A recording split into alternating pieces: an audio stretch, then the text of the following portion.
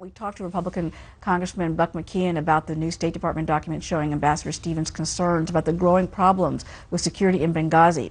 Fair and balanced now, Democratic Congressman Eliot Engel, a member of the House Foreign Affairs Committee, is joining us, and he is here to share his thoughts on the matter. We now have those newly released documents, Congressman, that show that our people in Benghazi pleaded for help.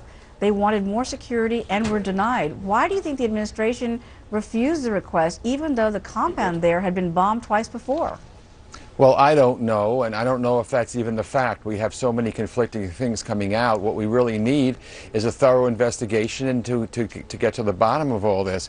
My problem is that the Republicans, in their glee to try to use a national tragedy to score political brownie points, are coming out. Congressman Issa just released a whole bunch of documents which puts Libyan nationals that are working with the United States in jeopardy because their names have all been exposed, and it's that kind of, irresponsible political blather that I think is really hurting us.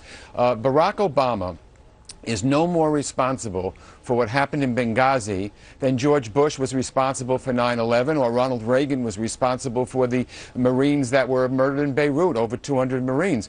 The difference is when those other incidents happened, Democrats rallied around the president because in times of national tragedy, Americans need to be united.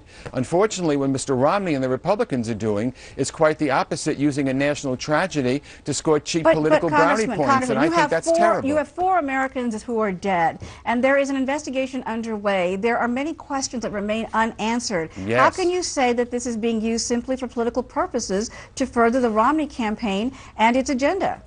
Well, do you think it's a coincidence that 2 days before a national debate on foreign policy, Congressman Issa releases these documents? I mean, this is pure politics, pure and simple, and the American people deserve better. And yet we heard from Buck McKeon, who said that 7 committee chairmen back on September 25th asked the White House for specific information. They got no response. That was back in September. There have been other people who've asked the White House and State Department for official information with no response. So you can understand why there is frustration both on the Democratic and Republican sides. I find it interesting that you say that this is being used as a political narrative to further a political campaign, and I just find that troubling at a time when we have 4 Americans who are dead.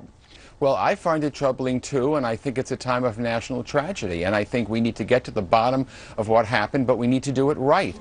Before we even knew what had happened, Mr. Romney was going around blasting the president. I mean, I can never remember another time with something like this happened, with a national tragedy, that it's being used for political points. The American people have constantly said that they trust Barack Obama more in terms of foreign policy. Bin Laden is dead. We're out of Iraq. We're coming out of Afghanistan. And what the Republicans are trying to do is use the murder of our ambassador. But let me ask you this really quickly, in the final moments I just don't think it's right. But why did the president wait 2 weeks before actually calling this a terror, or not even calling it a terrorist, but suggesting it could be terrorist related? Why has the White House taken so long to make that proclamation at a time when the evidence suggests and that there is intelligence that shows that people were monitoring this situation in real time? Well, the president actually, he said it in the debate, and it's been corroborated that 2 days after it happened, he called this a terrorist attack. And there's now information that just came out that the CIA memos to Ambassador Rice said the same thing that she said, that there was some question in those initial days about whether or not this was premeditated or not. All I'm saying is this: nothing should be swept under the table. We need a free and thorough investigation, and if there was malfeasance or wrongdoing, heads should roll. But we were talking about my Republican colleagues saying that there should be more security. The Ryan budget, Paul Ryan's budget that we voted on in the House, which I voted against and he was for, cut $330 million out of defending diplomats abroad. So you really can't talk out of 2 sides of your mouth and have it be credible. All right, if the Republicans thought there was a real problem with security, then Mr. Ryan's budget shouldn't have cut $330 million out of it. All right, Congressman. This is obviously a situation that remains quite troubling and contentious, and of course we're going to see how this plays out in the days ahead. Thank you so much for joining us with your insights today. We appreciate it. Thank you.